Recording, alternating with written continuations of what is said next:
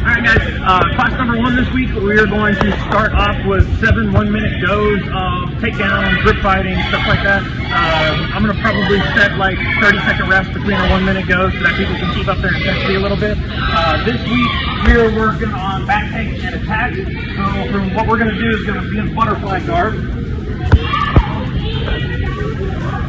I'm going to hand fight, and hopefully, because a lot of times you start grabbing people's wrists, what do? They windmill away, right? They break away against the edge of the thumb, and that's correct. You know, they're supposed to windmill away from the edge of the thumb. But what winds up happening is when we get these grip fighting exchanges, we wind up hopefully creating a window, and then what I want you guys to do is think about shooting double unders, boom, underneath your buddy.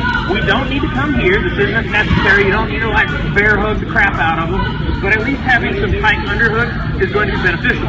I don't want the hugs because we're going to use our butterflies to take their back. So I'm pulling into their laps with my hand.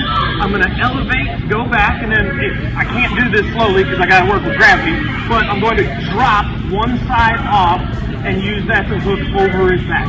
So I'm going to boom, come to here. You see how his hands went out to stabilize himself?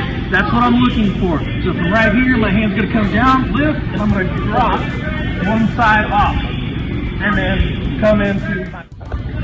So once they have their back, I'm going to take my bottom arm and I'm going to hide it on top of my top arm. So I don't need to be, you know, a traditional seatbelt, because I want him to grab the wrong arm. So if he grabs this arm and pulls it down, boom, now I can immediately start to threaten to choke.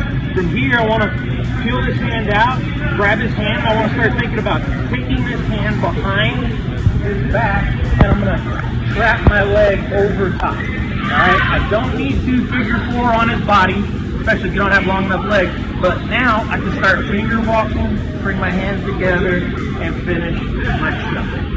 Alright, so that's class 1.